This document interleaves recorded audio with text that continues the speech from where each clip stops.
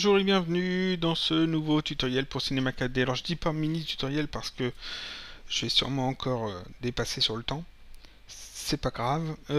La semaine dernière, on a vu comment faire un couloir de science-fiction. Le voilà, couloir de science-fiction, c'est exactement celui-là. Je suis pas tout à fait satisfait du tutoriel que j'ai fait parce qu'en fait je voulais parler plein de choses et il y a plein de choses que j'ai pas abordées. Voilà. Il y a plein de choses que j'ai pas abordées parce que justement le temps tournait et puis je voulais pas faire une vidéo trop longue. Donc j'ai passé à la trappe pas mal de choses. Et puis donc je referai d'autres tutoriels sur le couloir où justement je parlerai de toutes ces choses que j'ai passées.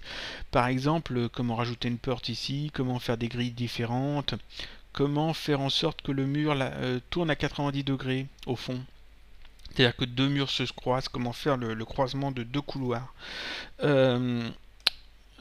faire une jonction propre, comment éclairer tout ça. Tout ça je vais en parler, mais bon, pas aujourd'hui. Aujourd'hui on va juste parler des tuyaux.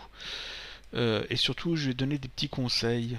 Je vais faire plusieurs tutoriels sur des conseils de modélisation. Vous voyez, normalement j'ai prévu des conseils sur tous ces éléments là.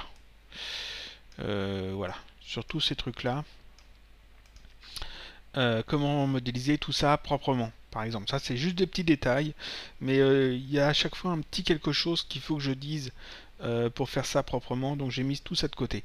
Aujourd'hui, on va juste parler des tuyaux, donc on va pas parler de tout ça, on va parler juste des tuyaux, voilà. Des tuyaux qu'on a vu la semaine dernière, mais la semaine dernière, on a vu que les tuyaux tout droit. Et il y a un moment où les tuyaux doivent tourner, c'est obligé. Je vais essayer de ne pas faire trop long comme tutoriel. Je suis sur Cinema 4D 11.5, tout ce que je vais dire sera aussi valable sur les versions 12, 13 et 14 comme d'habitude. Là je suis dans l'interface de modeling. J'explique comment avoir cette interface sur la chaîne, il y a une vidéo exprès pour. Et donc aujourd'hui on va faire ces tuyaux qui tournent. Donc la semaine dernière, je vous ai montré que pour faire un tuyau, le plus simple c'était de prendre un cylindre, de le mettre ici en orientation par exemple plus Z, c'est-à-dire à l'horizontale, de retirer les couvercles parce que les couvercles on s'en sert pas. Et en plus c'est des triangles, c'est pas beau. Donc on retire les couvercles, on se retrouve donc avec une forme cylindrique comme ça. Je vais mettre ça un peu plus haut, de manière que ça soit au-dessus du sol. Et je vais mettre ça en fait dans un neutre. Objet neutre. Voilà, dans un objet neutre avec ma texture de travail. Parfait. Donc on a un tuyau tout bête.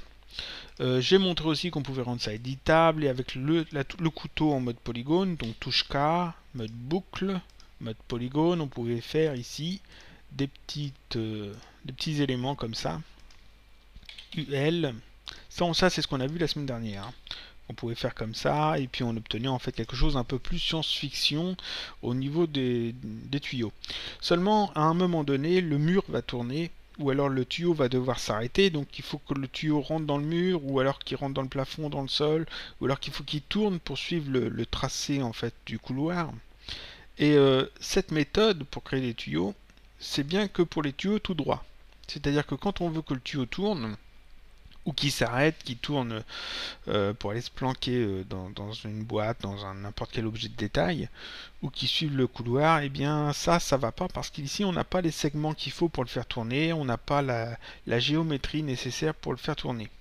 Donc comment on peut faire ce même genre de tuyau, mais en le faisant tourner, hein, comme ça, un peu dans tous les sens que l'on veut, c'est-à-dire soit qui rentre dans le sol, soit qui tourne ici au coin d'un couloir. Eh bien c'est tout simple. Je vais retirer ce cylindre et on va faire ça tout de suite. Pour ça on va utiliser l'extrusion contrôlée NURBS, c'est-à-dire l'extrusion contrôlée qui est ici, qui est très pratique pour faire tout ce qui est câble et tuyaux.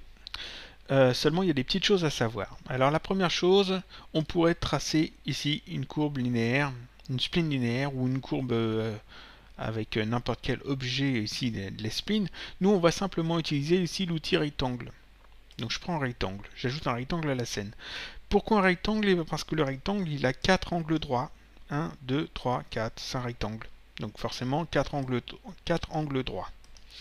Je veux que les angles soient arrondis. Donc ici, dans les propriétés de rectangle, je peux cocher arrondi. Et là, maintenant, j'ai 4 angles droits qui sont arrondis. C'est une des propriétés du rectangle. On peut ici choisir le rayon, si on veut qu'il soit énormément arrondi, ou au contraire, pas beaucoup arrondi. On peut. Donc je laisse 50, c'était très bien.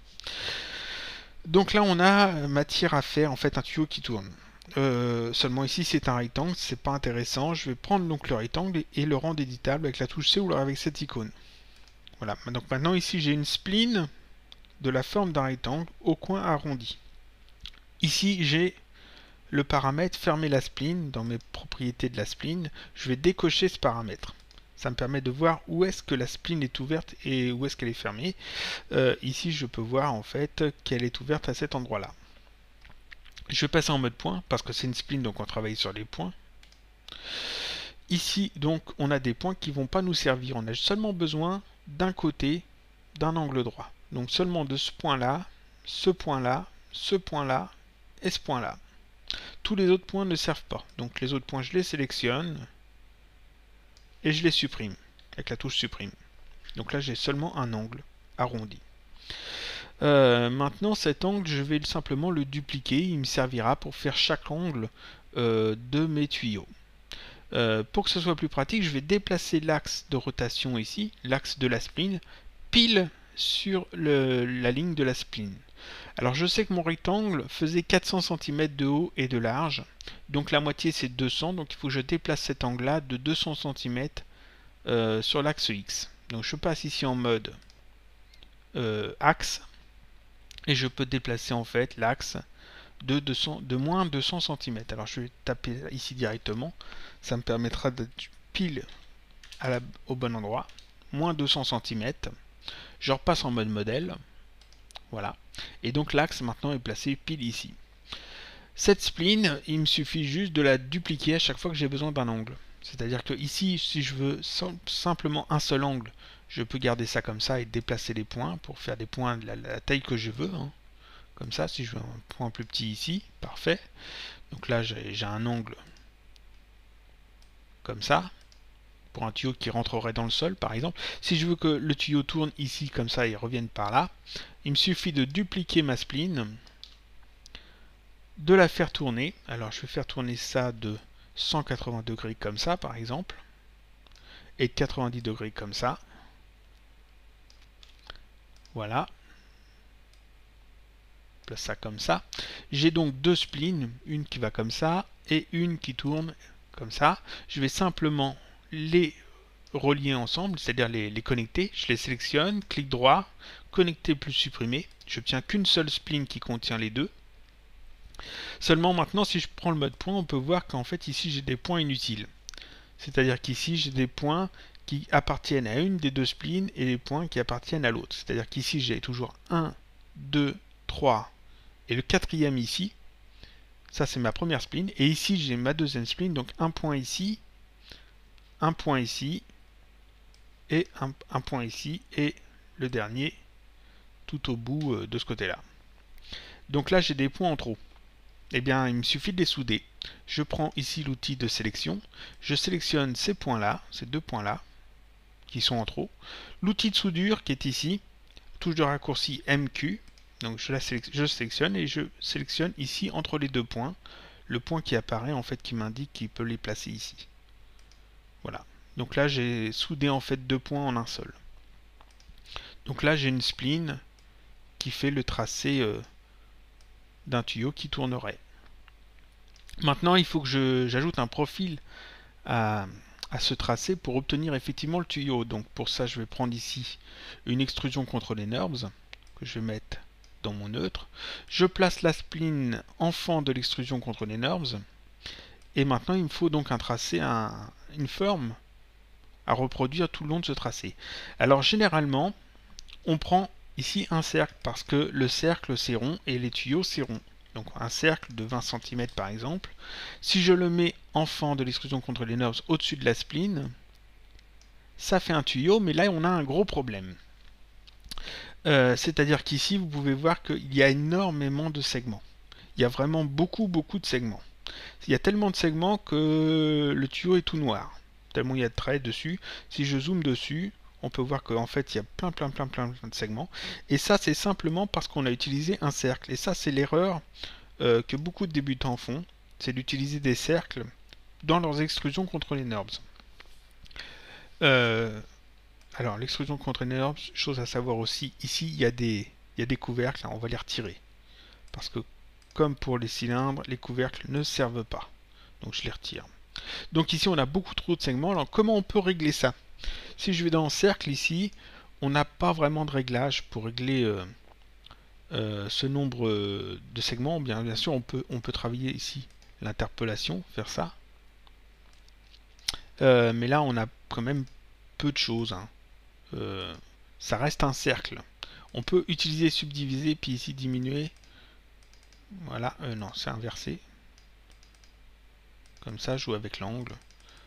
On a quelques trucs. Bon, c'est pas top.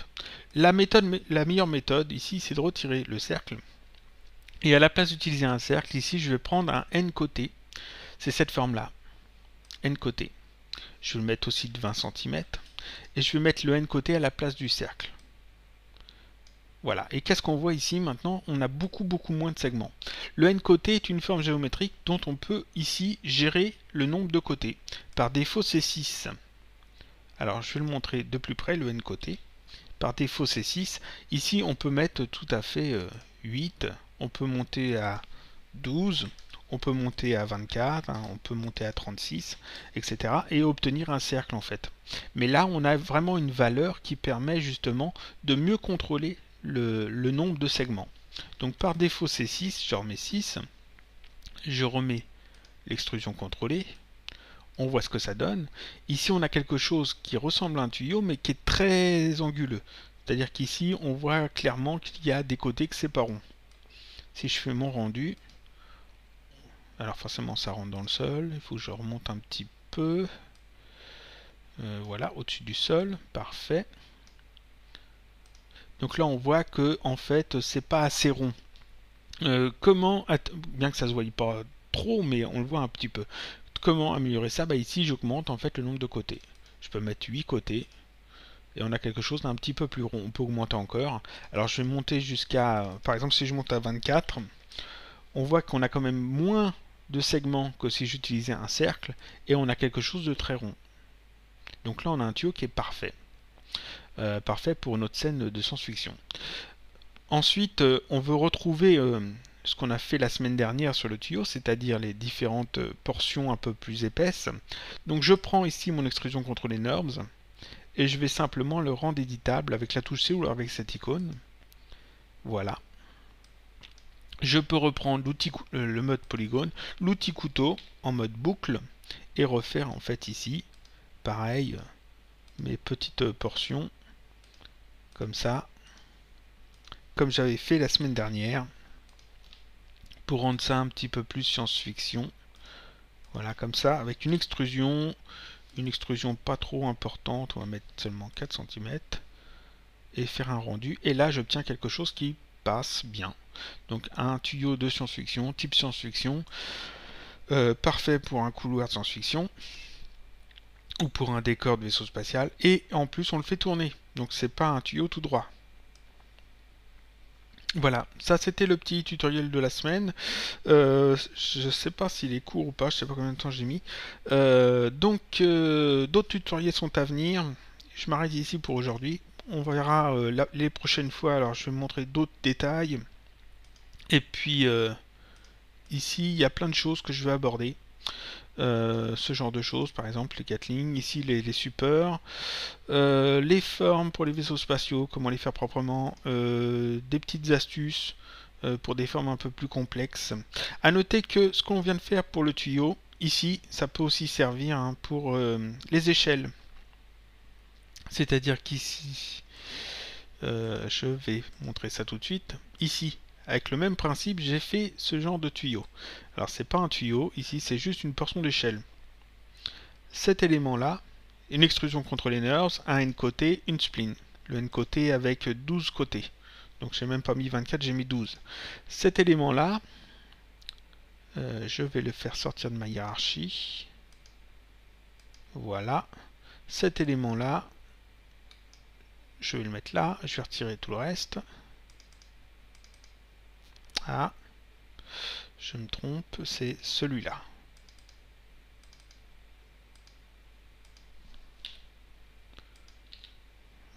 Où est-ce qu'il... Ah oui, j'ai caché. Donc cet élément-là, c'est le même principe qu'on a bien de faire pour le tuyau. Je peux tout à fait mettre cet élément-là dans un élément objet cloneur MoGraph. Je rappelle que l'objet cloneur MoGraph clone de manière verticale 3 fois. Donc je peux gérer ça. Ici, dans Objet, on peut mettre plus que 3. Et ici, dans PY, position Y, on peut augmenter ça, par exemple 200, pour obtenir une échelle. Une échelle qui pourrait être placée contre un mur, par exemple. Voilà. Un truc tout bête, tout simple à faire. Faire ça comme ça. On va mettre ça là. Une échelle qui peut être placée dans un mur. Donc ça, c'était le petit truc en plus. Je vous dis à bientôt pour un prochain tutoriel. Donc toujours sur CinemaKD où on verra plein d'autres choses. Surtout des conseils, en fait. Surtout des conseils de modélisation pour tous ces éléments-là. Voilà, des conseils là-dessus. Sur tous ces petits détails que vous pourrez ajouter sur les vaisseaux spatiaux, dans les couloirs, des trucs de science-fiction, créer des machines, etc. Donc c'est tout pour cette semaine, à la semaine prochaine.